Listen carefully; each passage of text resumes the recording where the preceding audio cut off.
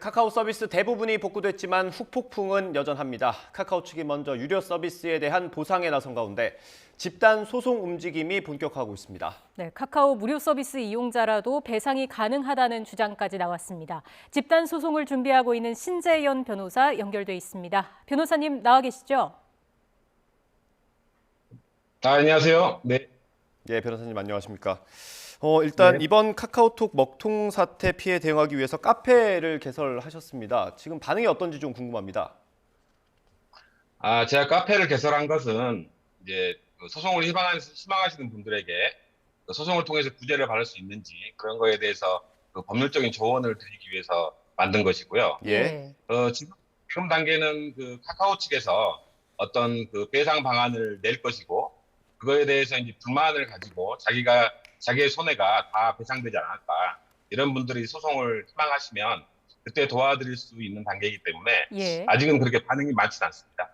앞으로 지금부터 소송에 참여하려는 분들이 많이 모이실 것 같고요. 일단 카카오는 피해나 보상이 명확한 것부터 좀 정리를 하는 것 같은데 애매한 경우들이 좀 있습니다. 유료 서비스를 이용하는 택시 기사님들은 보상이 가능할 것 같은데 얼마나 가능할지가 또 궁금하실 것 같거든요. 합리적인 보상 방법이 있을까요?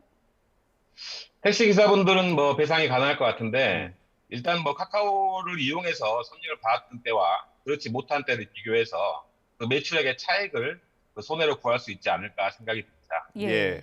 그러면 그걸 일일이 지금 택시 기사님들이 계산을 해야 되는 부분입니까? 그 하루 매출액을 그 비교할 수 있으니까요. 네, 그래서 카카오톡이 잘 됐던 날과 그렇지 않은 날의 매출을 비교해서 그런 매출액의 차익을 구할 수 있겠죠. 그런 방식으로 또 할 수가 있고요. 또 카카오에 대한 다양한 방법으로 광고를 하는 업체들이 있을 텐데 이런 업체들도 보상을 받을 수 있을까요? 그런 분들은 이제 카카오톡 측에서 이 광고 기간을 그 기간만큼 연장을 해준다거나 아니면 그 광고 기간에 해당하는 그 광고비를 뭐 반환해 준다거나 아니면 아까처럼 그 광고를 할 수 있었던 기간과 아닌 기간 동안에 그 매출액의 차익 정도를 구할 수 있지 않을까 생각되는데 예. 그건 좀 사안에 따라서 봐야 될 것 같습니다. 예, 지금 음향 상태가 조금 고르지 못한데요. 시청자 여러분들 양해를 좀 부탁드리고요. 가장 궁금한 부분입니다. 이 무료 서비스를 이용하는 사람들의 피해인데 이럴 경우 배상이 어려울 거라는 전망이 많았는데 변호사님께서는 그래도 가능하다 이런 입장이시죠? 그 간단하게 생각을 해보면 그 지하철 이용하시는 분들 중에 노인분들은 무상으로 이용을 하잖아요. 예. 그리고 다른 분들은 유상으로 이용을 하고. 근데 지하철을 이용하다가 무슨 손해를 입었다. 지하철 공사의 과실로. 그런 경우에 무상은 해당 안 해주고 유상은 배상을 해준다. 그런 건 좀 이상하지 않습니까? 예. 이렇게 무상의 이용 계약이라고 하더라도 그 카카오 측에서는 그 이용 계약에 따라서 서비스를 제공해야 될 의무가 있고요. 예. 그런 의무를 제대로 이행하지 못해서 손해를 입었다. 그러면 그런 손해는 당연히 배상을 해줘야 되겠죠.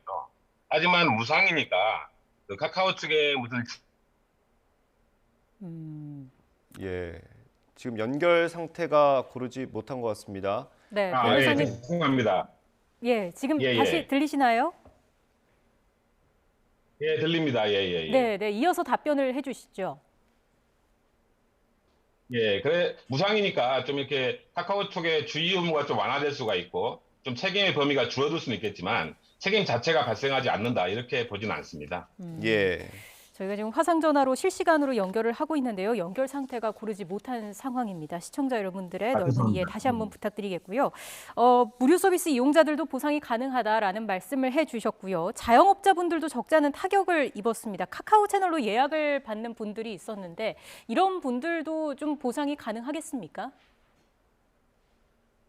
그런 부분도 보상이 가능한데 이제 그런 부분을 보상받기 위해서는 그 자신이 입은 손해가 그런 카카오톡의 장애로 인해서 발생한 것이다. 그리고 손해액이 구체적으로 얼마이다. 이런 부분에 대한 자료들을 충분히 가지고 계시다면은 배상받을 수 있을 거라고 생각합니다. 예. 변호사님 저희가 연결 상태가 고르지 못해서 마지막으로 하나만 더 여쭤보겠습니다. 극한의 예, 상황을 예. 좀 가정을 해볼게요. 카카오 택시가 잡히지 않아서 중요한 미팅을 놓쳤습니다. 만약에 그것 때문에 업무나 계약에 차질이 생겼다면 그것도 가능합니까? 이렇게 손해의 종류에는 그 통상손해와 특별손해라는 개념이 있습니다. 통상손해는 일반적으로 발생이 예상되는 손해를 의미하고 예. 특별손해는 이제 예상하기 어려운 손해를 의미하거든요.